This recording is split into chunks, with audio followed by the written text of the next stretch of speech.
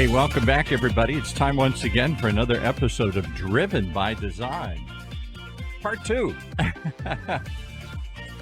We are going to explore the things that drive us today here, including one kind of, I'm not even sure what to call it here. I'm going to let them describe it here. Brian Thompson, what do you see? Hello. Well, we are having quite a morning today, and I'm really excited to bring this bike to people. I don't even want to call it a bike because it's so much more than a bike. First of all, welcome to the show, Ricardo Montalban. Now, when I say it, my brain wants to say Ricardo Montalban, who in America people will know that as the Chrysler guy from Fantasy Island. But you are direct from Spain, and you have an amazing, innovative form of transportation that I want to give you an opportunity to tell people about. So please do, and welcome to the show, Ricardo. Thank you very much. Welcome, Brian. Welcome, Paul, and all the audience.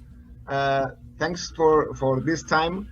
And well, let me introduce. Begoret is just a pedal car, a VELOMOBILE, as you want to tell it. And basically, it's a bicycle with four wheels, full frame like a car, and independent suspension. The transmission is from your legs, and is assisted with an electric motor. Then it's moving all this power to an automatic gearbox in the back, and this is moving also to the differential to the rear wheel. And well, basically, is that. Yeah, so it's kind of the concept of taking the best of a bike, but adding a little more functionality that you might get in a car. Now, am I correct that there's also an option to have an assist with an electric motor for sometimes when you get a little tired of let's say motivating with your legs, when you start to get a little bit demotivated, can you shift over to electric assist? Yes, and the assist helps you up to 25 kilometers per hour. So I think that, well, this vehicle, it's mainly designed for commuting. I was driving the last 5 years, working in the elevator company. I was driving for 1 hour and a half nearly every day from going, and then 1 hour and a half back from my own town to Barcelona. And the last 45 minutes of this travel was to make just 10 kilometers.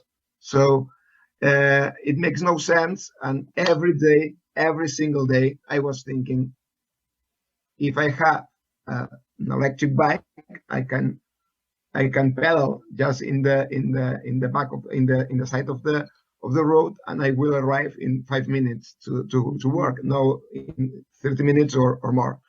And that was the dream. But some days were raining. Some days I saw a car crashing with another motorcycle or anything like this, and it was not enough. Also, I saw a lot of news here in our country of traffic accidents with bicycles and cars or vans, and one van crashed with 6 cyclists, and most of them were dead. And after that, I thought, well, working out, it's hard, especially the first 20 days that you have that you have to start doing something. So what I understand here is that, you're taking the bicycle experience and adding safety to the bike versus looking at this as a minimal car and taking safety away.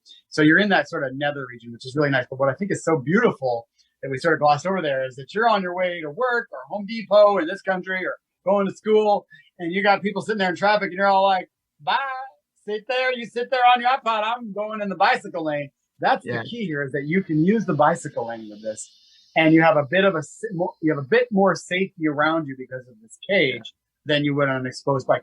That's a really nice concept, Ricard. So I think that would be a really cool thing for people to get to experience. I like to see more people happier, and that's a way to arrive to the office with more people smiling. And not only when I arrived to the office, most of the people were asleep because they have wake up maybe 30 minutes before they go into the office. And I've been getting up for 2 hours or more, so I arrived there with full of energy, and all the people was calmed down. And I think that it's nice to activate your body and your and your brain in the morning, just making some exercise with some assistance. You don't sweat, and then you have all the time to make your working out with the same And vehicle. you bring up a really nice point here too, because in the world I work in of automotive design, so much of it is going to autonomous driving. Even one of my previous clients, their slogan is "The future is for riders, not drivers." Well, that's true, but like any trend, when everybody gets on board with one thing, it has a polar opposite that starts to happen, where people want to be drivers. They don't want to just ride around, because when you're just riding, you're what are you doing? You're either consuming or doing work, but you're doing something very static, which is probably what you're going to be doing at work anyway. So I love this idea that while that's happening on one end, you're at the opposite end of the spectrum, where you're helping people stay active, being healthy, move their bodies, get excited, but also protecting them from being on a bike. I know that certainly I wouldn't drive a bike in Los Angeles, but I might drive a bike in like Provincetown, a small town in Massachusetts, because I feel safe there. But I can tell you this much: I would definitely ride around in LA, because I know I could be over here on the side, but I'm also more visible. It also just looks like a lot of fun.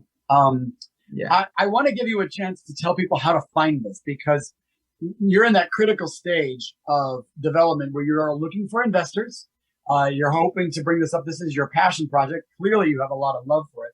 How do people reach out to you if they want to participate or know more or watch your progress? They can follow me on the social media, on the website called Vigorette.com, or also in LinkedIn, Instagram, or Facebook. These are the main channels to contact me, and it's think it to be very useful in all the ways. So it can just transport us for commuting, for making some sport at the weekend, and move some deliveries. Normally, every 10 years, you change your car. But here, the idea is that the frame, the aeronautical aluminum frame, will be forever.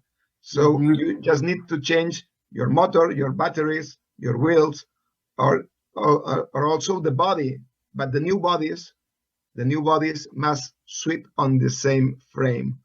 Yeah. And what I think is really beautiful about that concept, what you just described there, of you're really buying something that you're going to have for a very long time. It's not a consumable. It's not like you're buying the cheapest car available and then you're going to throw it away, or a refrigerator, or a toaster.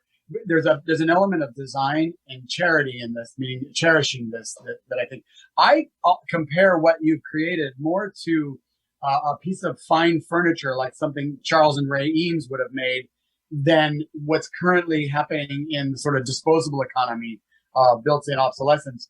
And it's funny because I have a desk. My desk that I work on is a Herman Miller desk. And this year, after a decade, it started delaminating. And I wrote a letter to Herman Miller, and I just said, look, guys, I love this desk. It's delaminating. Is there anything I can do about it? Would you believe they wrote back and said, we're going to send you a brand new desk? And I feel, and that sort of commitment to creating something that you're going to be proud of, to own for the rest of your life, or give to your kids, or use and multiply and change. I feel like that's where this product is living more than like something you throw out. Would you agree? Yes, totally agree. You know that people that like cars like us, when you have your first car, you can sell it. So I still own my first car, and I will own it forever, because when you spend time with humans, but also with things that you feel well with it, you don't want to lose them. So I love that. I designed it in a point of view that you can have a long relationship with your vehicle, and that's the main idea. Oh yeah, you're talking to a guy that still has the car that my parents bought in 1983. I restored it, and it's the car I own the car I grew up in, the actual car. So I completely get that there are these special things in our life that speak to the soul and become something very more than just an object. It's something that you use, but you give down generation after generation. So listen, I love the concept. I really encourage people to check out Vigorette.com. I'll have the link up here. And I just want to thank you for coming on the show, Ricard. It's a really cool object. a really cool, purposeful piece of art is what I would call it. And we're definitely going to do a check-in with you in the future to see where it's going.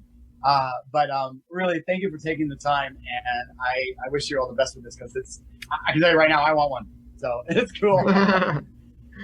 Thank you very much, Brian, for your time. Also, all the audience. It has been a pleasure to be here and to hear from you. And well, see you soon. See you soon.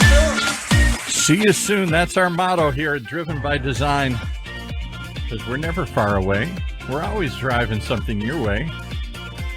Right here in the only show that shows you the future of design, one car conversation at a time. Right here in Orange County's only unique online radio station, OCTalkRadio.net, streaming live from the University of California, Irvine's Beale Applied Innovation Center.